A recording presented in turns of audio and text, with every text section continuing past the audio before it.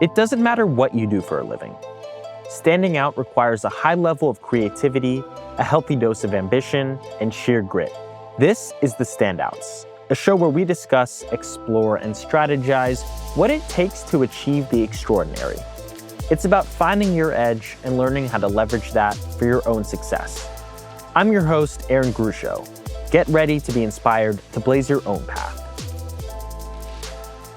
Today on The Standouts, I have a fellow Los Angeles real estate agent, a pioneer in the real estate content space, and a friend, Darren Kriz. Thanks for being here, man. Thanks for having me, man. Really appreciate it. Of course, appreciate you being here. It's been awesome watching you grow online and watching your sales business grow. We both started around the same time. We did. And I think we kind of like bonded because we had a lot of the same ideologies and tactics to stand out in quite a saturated industry. And that's what this podcast is all about. You know, finding ways to stand out, separate yourself from the rest. Again, I'm super impressed with the direction you've taken your content. For those that may not be super familiar with you and the content you make, can you give us a little background? How would you describe, Darren Kriz online? Yeah. Well, my name is Darren Kriz. I'm a Los Angeles real estate agent and content creator in the real estate space, I would pretty much say. And how I've structured my entire business is pretty much through social media in general. TikTok, YouTube, but I've done everything under the sun in the real estate game when it comes to, cold calling, door knocking, everything. And I think you just have to figure out what works for you, because one thing can work for someone that doesn't work for someone else, and this way just worked for me. So that's just what I've been doing and just continues to snowball. And that's what I like doing. It's a lot of fun for me. So yeah. I love that. So you mentioned you did some sort of traditional lead generation practices, your cold calling, your door knocking. What about content creation really stuck with you, and why do you continue to make that such a pivotal part of your business? Yeah, well, pretty much I have been interested in YouTube in general my entire life. I was never really one to just watch TV shows, watch movies. I was always watching YouTube, whether that was in 2010, I was watching the pranksters, I was watching all the vloggers back then, the daily vloggers. So in some way or another, I always wanted to get into the YouTube space. Didn't know what that was going to be, but once I began my real estate journey and into my career, I knew that I had to differentiate in one way or another. And what better than to get on YouTube and kind of intermix both career and social media together, and they both have just been flourishing in that way. And it's just fun for me. I feel like, the future of any kind of business is through content, through social media. And if you're not branding yourself, if you're not growing a personal brand, you're just pretty much going to be stagnant. I know some people are able to do it without being on social media, without the whole, without branding themselves online. But I mean, it is possible. But I mean, we've seen what people have done through content in 100%. General. So yeah, I couldn't agree with you more. I mean, personal branding is so important, especially in our business. Our personal brands are our business in a sense, and what better way to grow them in today's age than creating content and distributing it for millions of people to see. I want to share something that's changing the game for agents. If you haven't heard about Sign More yet, listen up. Real estate has never been more 24/7. And with leads and clients calling around the clock, being available to capture every opportunity is core to growing your business. And trust me, you don't want to rely on voicemail. You want to show that you care, and the best way to do that is by having a real person answering your phone. That's where Sign More comes in. Day or night, your business is supported by property receptionists answering your calls, qualifying your leads, and scheduling your appointments. Along with 5-star service from real people, Sign More comes with a range of leading technology. This includes a mobile app, CRM integrations, live chat widget, appointment scheduling software, and my personal favorite, your own business number so you can keep your personal number private. As a sponsor of this podcast, I got a promo for all of you listening right now. Go to signmore.com/Aaron. That's signmore.com/Aaron, AARON, to get 30% off your first 3 months on Sign More's best value plan. So what type of content are you creating right now? What have you really found success with in the content space?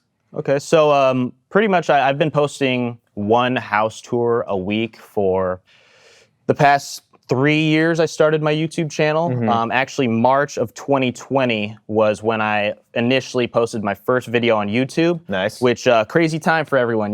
That's when everything shut down. Yes. Pretty wild. But also that was great for social media, great for our brands because I know like you were like the first person to hit 1 million followers on TikTok in the real estate space. Yeah. And we were both coming up with viral TikToks at the time and growing our followings that way. But, I just started posting 1 a week on YouTube and then eventually went to 2 a week house tours, which is very difficult to do. You have to have a really consistent system going when you're posting on social media. But now currently I'm posting 1 a week on YouTube and then pretty much 3-4 shorts a week. Nice. But I also do have a second YouTube channel, which is pretty much my lead generating channel where I post 3 long form videos a week and 2 shorts a week on there currently. So it's just a whole bunch of content every day. It's just trying to come up with new ideas of, whether that's getting views and then getting leads as well. Totally. Yeah. Yeah, I think you've done an excellent job of really finding your niche. How did you go about that? Was there some trial and error involved? Like, how has your content sort of evolved from when you first started posting? Yeah, I mean, the social media game is changing so much. Yeah. Like, every week, I feel like you have to continue innovating. You have to watch. You have to consume as well. Totally. But you can't get sucked into consuming to where you're just scrolling on TikTok for hours. Because I mean, I definitely do that too. Right. But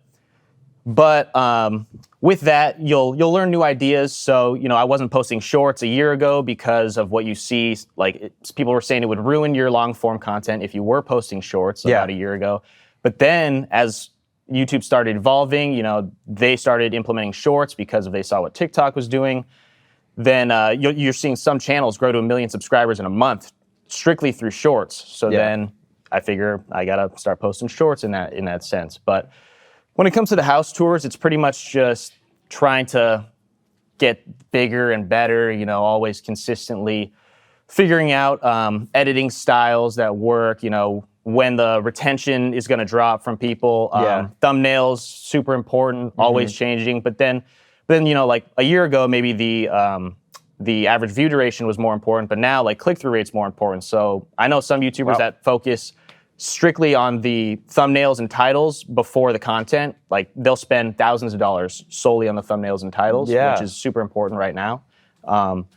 And so yeah, I think just innovating and continually consuming what like the important information. Yeah, it's super interesting. I've heard that as well. Creators first focus on what the title of the video will be and then create the video from there. Yeah. For creators that aren't just doing, not just doing, but creators that have to actually come up with new ideas every week. Yeah. Usually they'll come up with the title and the video, the idea first, like the title first, and then if they think, okay, that's going to be something that might go viral online, okay, then I'll figure out the content around that because that's super interesting.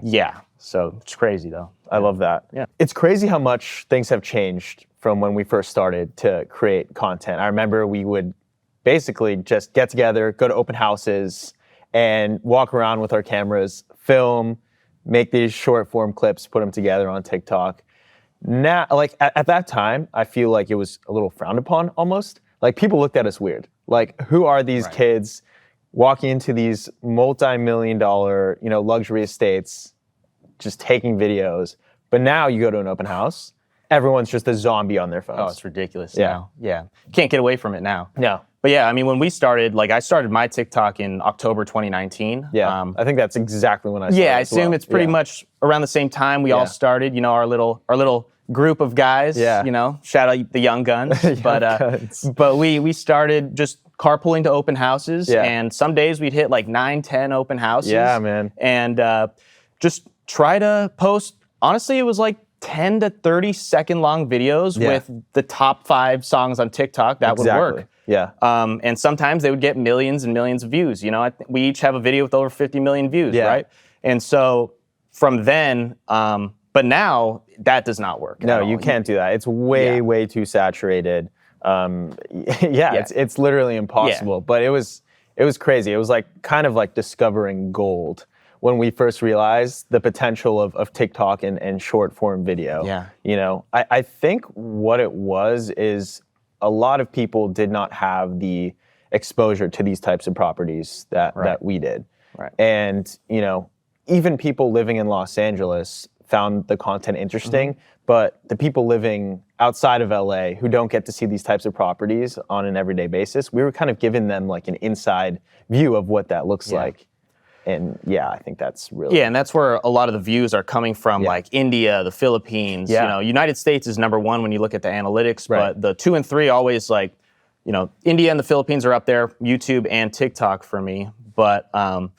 But yeah, I mean, when we were posting back then, it was just super easy. Like you said, everyone would just look at us and be like, why are these guys filming right now? But we knew we could pop off if we just made a decent content of this bathtub. So 100%. But I think that's kind of an important lesson too, because today I'm now always looking for opportunities to be, the first to do something or to bring my content to a new platform that not many people are using. Because if you're early, you can really reap the benefits. Yeah, and that's another thing about not just in the social media space, but also in everything, like in stocks, in crypto. Everyone's like, oh, if I only invested in 2015, I could be a billionaire right now. You know, if I only started posting TikToks in 2018, and then and people are always like that. Oh, you started YouTube in 2019, so that's why you're doing well on it now. Yeah. But I mean, in reality, social media is still at like a baby. It's in the baby steps right now. So everyone that asks like, is it too late to get on YouTube? Is it too late to get on social media? It's still in the super early process, like super early in the game. Next 5 to 10 years, YouTube is gonna take over. I mean, I don't know about TikTok. Who knows what's gonna happen with that? But but YouTube, they just partnered up with NFL Network, and they're just doing huge things that we just see where the attention is going these days. And I mean, content, future, and social media is here to stay. Of course, 100%. So I want to touch on some of your most viral videos. You briefly mentioned the one that you have over 50 million. Tell me about that. How did that come about? Dude, that's the weirdest. Like, I don't know. Sometimes you just never know. Social media, which kind of sucks for some people, because they're like, how are you getting that many views and I'm not? But then also it just comes with consistency, posting a lot, and then they will reward you eventually. You will get rewarded if you keep trying to up your quality, up the content. So the video that went viral was me putting my foot in a booty machine at an open house and automatically wrapped my shoe in plastic. And 7-second video. I think the most important thing about that video was that I used the Tootsie Slide song by Drake. Music's so important. So important. And especially back then. It was, it was the #1 trending song at the time. But then the song says left foot up, right foot slide. And, I put my right foot up and put it in the booty machine. So people understood what that meant. It worked. And everyone around the world, pretty much a lot of the viral content also, a lot of the comments will be hateful comments. You know, they're all just like, why don't you just take off your shoes? Of course. Why do you have to waste plastic? Stuff like that. But that got like 50 million views in 2020. And then crazy thing also, I reposted it 2 months ago on Facebook. It got 45 million views 3 years later, which is never know sometimes. But then I posted it on YouTube Shorts and it got 3,000 views. So then it's like, at that point, I don't understand sometimes. So you never know. You have some videos that you think are gonna kill it and blow up, and they just never amount to anything. And then the other ones you don't expect at all just, skyrocket. Exactly. So you really never know. You mentioned something really interesting though, in the comments, how people would like argue or, some sort of controversial topic then leads to, more arguing. Ultimately, I think my most viewed video is my most viewed video because of controversy.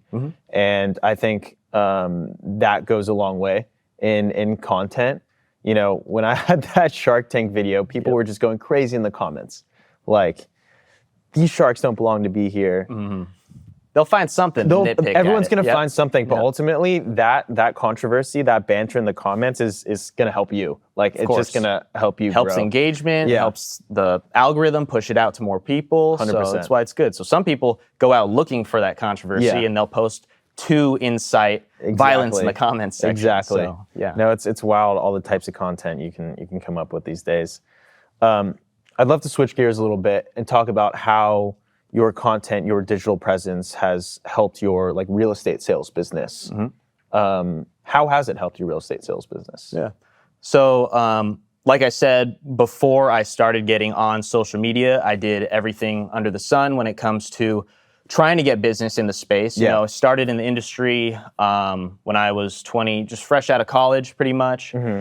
And I joined a Zoom group and cold called. You know, that's what I was doing. I was cold calling every day, and I didn't want to stop cold calling until I realized that this is not what I wanted to do. Just solely, like, not expires. I'm not even talking about expires. Just solely just farming, cold calling. Yeah. And I got to 50,000 cold calls until I finally just called it quits on that specific form of prospecting. And after that, then I was like, okay, now maybe I'll try door knocking. I got to 10,000 doors to when I was like, okay, you know, it's kind of hot. I'm sweating. I don't really want to just walk to doors and spend every day doing this, even though it works for tons of people. You know, it's a lot of people have built billion-dollar businesses off door knocking, obviously. But so then once I started posting content, I kind of was focusing on just that, so like strictly content, house tours. And I didn't see any kind of traction from it for probably 9 months of consistently posting twice a week. And then also, typically, you're not going to see leads from homes that are 5 million plus from YouTube. You know, you can, but majority of them are just looky-loos. They love to see nice homes. They love to see Los Angeles, Beverly Hills, things like that. But so I found another niche within the house tour space at the time in 2020, which was the new construction builds by Toll Brothers. And at the time, there was really no videos online of these new construction homes, and they were also starting at $1.5 million before upgrades, which is pretty impressive. And also that to say that it's in the Los Angeles County with views, I think people were pretty perplexed by that. They were like, how is that even possible? So once those started getting traction, like also the first one I ever did got over 1 million views. It's my most viewed YouTube video to this day, has 1.4 million views. Really? But the title of that was $1.5 million before upgrades, whatever. Now that home's going for over 4 million. So, but the crazy thing is that 9 months in, I was posting tons of these new construction home builds. Then I would start getting emails of people curious, interested, wanting to see it. So I'd go on, I'd tell them, okay, let's go on a showing. Let's go check them out. We'd go check out these new builds. And then eventually, if they liked it, you know, they put down a deposit. And those are much easier to go through escrow process than like a traditional home that's on the market. But so, that started to snowball. And then eventually I led people from this Porter Ranch community into another community, a new build community, Deer Lake Ranch in Chatsworth, which I ended up selling multiple homes on one street in that community. Wow. Because it was at a little lower price point than Toll Brothers, but it was still pretty similar builds, similar finishes to what you'd see in Porter Ranch, and same views, unreal properties. And then from then on, it was just, you know, once you get a little taste, then you decide to double down, keep going, try to, you know, just go harder on more content, more follow-up, stuff like that. Then I had enough emails coming in that I could just kind of just go harder on pushing it out toward everyone that's been reaching out. So, yeah, and so then I was focused on new builds from then, and it's been flourishing for the past 3 years now since that. That's awesome. Yeah, very impressive. I think, at least for my content, people are always asking, are you generating leads from this? Are you generating leads on TikTok? And I am, but as you know, the leads we get on social media, we have to qualify them a lot. A lot of them are bogus. But I tell people it's mostly for my personal brand, you know, mostly for brand exposure.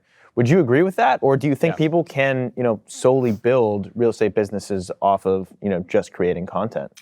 So I would say my house tour channel, if I'm just going to be trying to get views, then I'll just post the most expensive new construction home, which is what I'm pretty much focusing on now on that channel. I won't really post any more lower end homes to try to get leads. But if someone wants to get leads through YouTube, I would suggest posting about their local neighborhoods, about their areas, maybe show like what the lifestyle is. I know a lot of people that are doing this in several other cities around the globe that are doing multi-millions of dollars just by posting a couple videos a week, talking about their city, and then, because YouTube works with Google, and the SEO from that, if you're typing in, looking to move to West Hollywood, there'll be just a handful of videos that pop up. Obviously, the competition is a lot harder in Los Angeles. It's so wide. There's so many different areas. But so it's going to take a little bit longer to gain traction through content solely like that. But I mean, it works in local markets for sure. And if you come up with a system, a strategy to where you can do it consistently over time, I think that's where most people fail, is when after 2 months they don't see much traction. They're only getting like a couple hundred views. They don't realize what 6 to 10 months can do for your business if you don't quit, if you don't stop, which is hard for a lot of people because sometimes you don't have the capital to continue just making content without seeing income coming in. But once you realize what can happen and have that vision, it definitely will pay off in the long term. Yeah, 100%. I couldn't agree more. Consistency is key. Of course. So a lot of your content, house tours, I'm curious about the craziest properties you've ever toured and filmed. Do you have one that stands out in your mind? I do, and it just happened last week, actually. Okay. Pretty crazy. So I was invited to film a house in Santa Barbara, Montecito, Summerlin area specifically, but this home was insane. It's known as the Bella Vista Estate. So yeah, they typically hold weddings there for $250,000, which is insane. And it's on 20 acres. There's a polo field there that is the size of 10 football fields, just to put it into perspective how big a polo field is. But so the property was just listed for $70 million. There's a disco ball nightclub where Katy Perry's done a concert down there for 4,000 people. And the homeowner, they gave us full tour of the entire property, and they said with those 4,000 to 5,000 people, it still felt empty, which is crazy. Wow. How big is the house itself? The house is just under 30,000 square feet. Just under 30,000. Yeah, not quite 30,000. We're getting there, but yeah, there's a polo clubhouse on the lower half of the structure. Wow. They gave us a Range Rover golf cart to just tour around because you can't walk around that property. No. There's a historical monarch butterfly garden over there. That's because one day they discovered like 1,000 very rare butterflies, so they named it a historical garden on the property, which is cool. There's a full restaurant in there, which is a thing that I've never seen. I've never seen a restaurant in a house, which is amazing. But yeah, so I would say, there's a lot more, but I will be posting, probably when this comes out, the video will be up already. Nice. Full tour of it, should be a long video, but yeah, that's going to be exciting to see. How long does it take you to film an entire house tour of a property that size? Yeah, so that's a long day. You know, we got there 8 a.m. and we left about 9 p.m. So we were going to stay the night there, but we got pretty much everything we needed, and we didn't really want to stay the night there. But yeah, because then we wanted to get some twilight shots and some night shots, because that obviously enhances the video. It makes it look a lot better to stay at night for a little bit. But yeah, I would say a house not like that though, it's going to take like 4 hours. But that home specifically, because it's going to be like, no one has really ever toured that house in its entirety before. Yeah.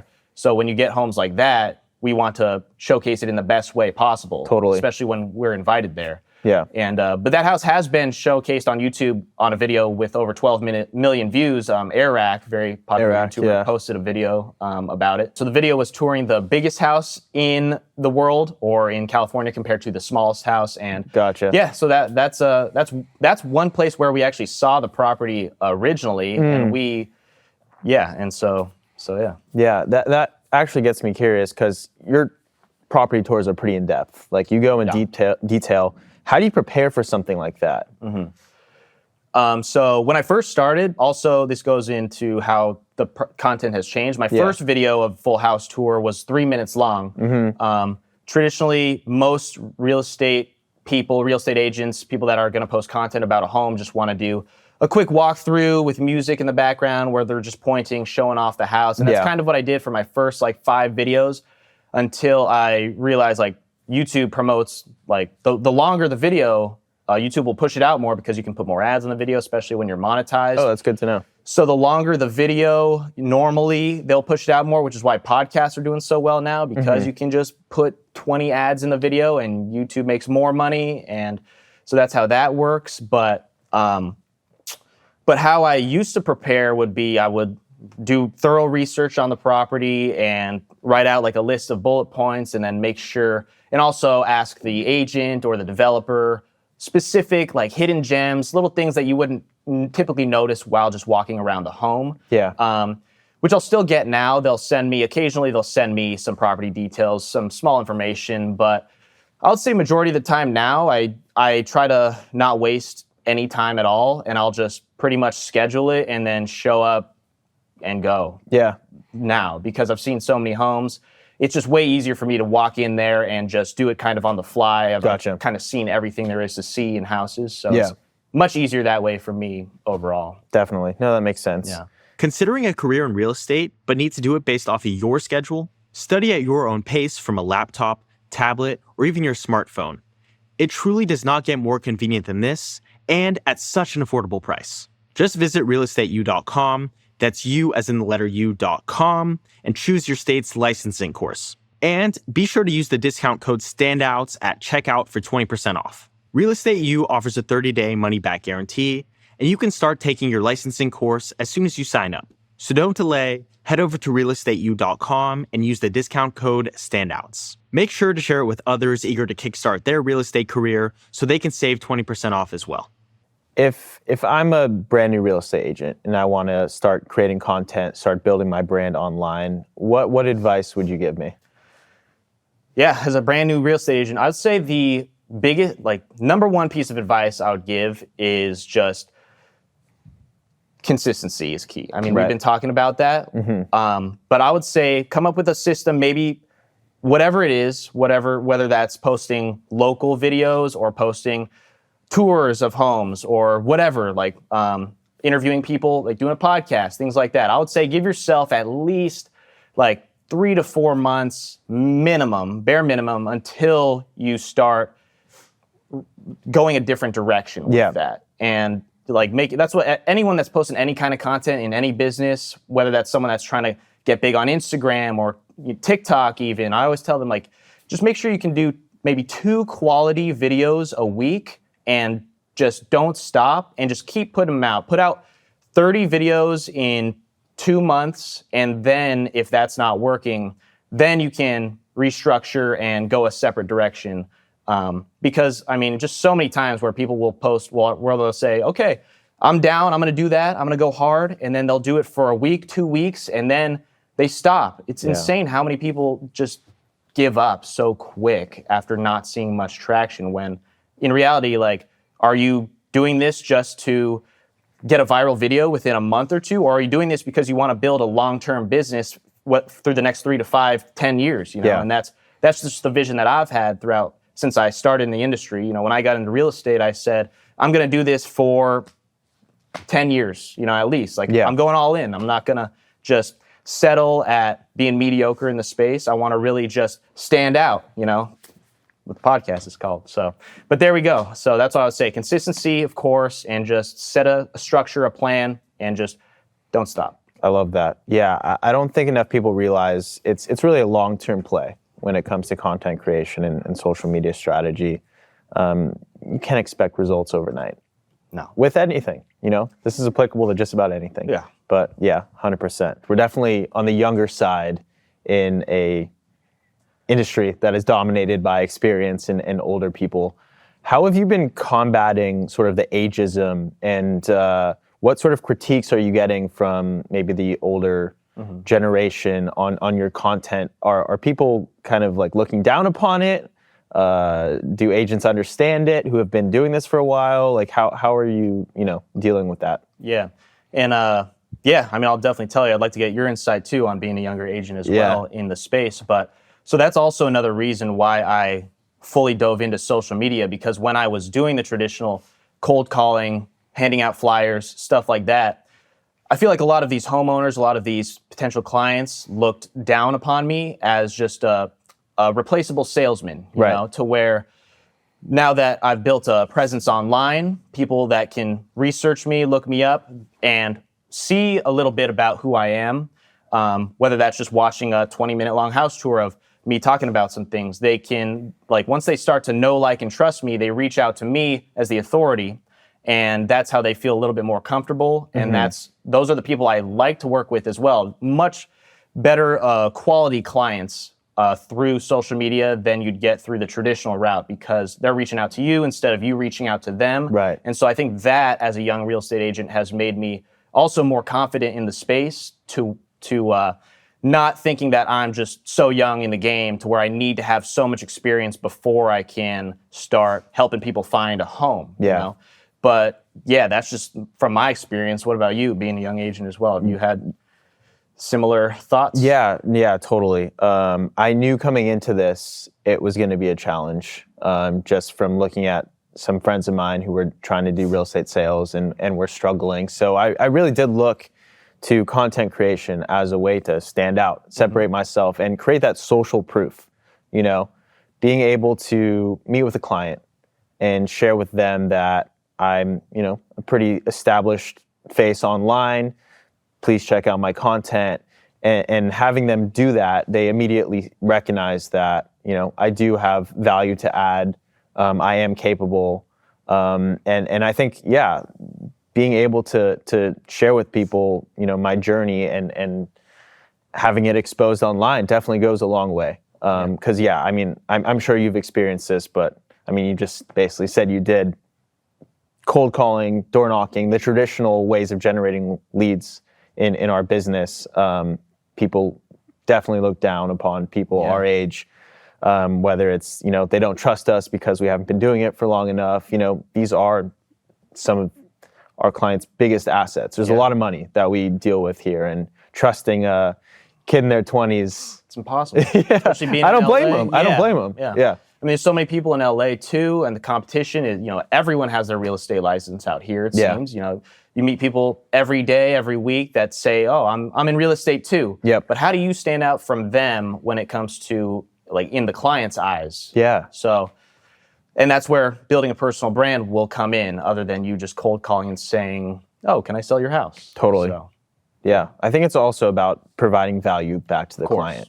You know, it's hard when you're just cold calling someone. Exactly. You know, doing traditional sales tactics to really add value to them. You know, you can provide advice all day long. Yep. But if you can actually create content that provides some type of value, some type of education or inspiration, whatever it may be, to your ideal clients or your ideal audience, like, that goes so far. Of course.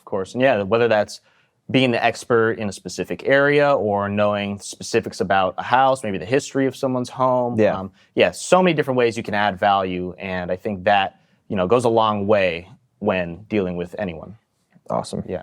I'm curious what inspired you to get your real estate license and start selling real estate in arguably the most competitive real estate market in the world. Yeah.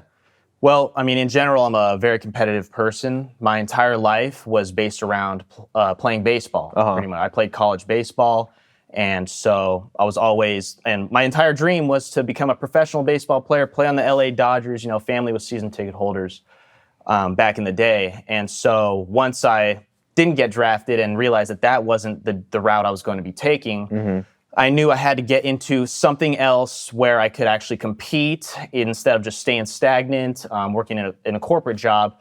So, and I'd also have always had a passion for architecture, and just LA is the perfect place for being in real estate. You know, you're not going to see homes like this anywhere else around the country at all. You know, even New York, you don't get anything remotely close to anything out in LA. And so, so then once I wanted to, and then also, you know, that saying, that quote, that 90% of millionaires, I think, or something like that, did it through real estate. Something in that sense that I saw when I was like 18. Yeah. When I was trying to figure out what route I should take if baseball didn't work out. And so I wanted to learn everything I could before. I didn't know if I wanted to be necessarily an agent in the real estate space, or just strictly try to build up some capital to where I could invest in the beginning. But so I wanted to learn everything I potentially could, which is why I initially got a property management job as a leasing consultant apartment community in Brentwood, learned everything I could, went on leasing showings every day, doing that while I was getting my real estate license at the time. Once I got my license, just dove right in and just, wanted to compete and kind of outdo anyone in the space. And then also while you're in the industry, you meet people every day and you see people that are killing it in the real estate game as an agent. And you think, if they can do it, why can't I? What differentiates them from me? And this is where my competitive spirit comes in, to where I just wanted to crush the competition in any way that I possibly could. So yeah, then just went full force into it. So you're here because you're a standout. You're an innovator in this space, someone I really admire. Who do you look up to? Who do you draw inspiration from in the real estate industry or content creator space? Mm-hmm. Yeah, I mean, I would say I don't specifically idolize any in particular person, but I do get bits and pieces from everyone, whether that's when I first got my license, binge watching $1 Million Listing, and just getting obsessed with the homes out here and some of the people on the show as well. So I definitely saw how their businesses were flourishing being in the space. And then I also get ideas from, I would say, I listen to a lot of podcasts, like all of them, I feel like. A ton of podcasts every day. And just I get bits and pieces from everyone that's doing things in the social media space in general, whether that's the big time YouTubers that are just being creative, or the people that are building businesses such as like the Ryan Pinedas, the Alex Hermosis, the guys like that. And just getting bits and pieces from all of them and then putting it kind of my own spin on it into my head is where I kind of draw inspiration from in general. So I love that. Yeah, I think that's super important. And anyone looking to get into any industry or, beginning to create content, I think it's important to kind of take samples from other people, understand what they're doing right, what they're doing wrong, take the things that you align with and apply it to your own business. You don't necessarily need to do any copying or, directly taking strategies from people, but I think it's great for anyone to have a decent understanding of what's going on out there, what the pioneers are doing, what the standouts are doing, and sort of just taking bits and pieces and implementing them into your own business. Of course, yeah. We can't solely just take what one person says and structure our entire lives around that, or else you don't have your own opinions and you're not your own person. You're not an actual human being, which is where I see a different conversation. But a lot of people these days are just on social media and they'll see one thing and they'll completely agree with that without looking elsewhere at other sources and wondering why they think the way that they think and all that. So yeah, bits and pieces are where I draw most inspiration from. I think it's the same with content too, because especially on TikTok, so much of content is about recycling trends and taking trends and applying them to your own niche or whatever that may be.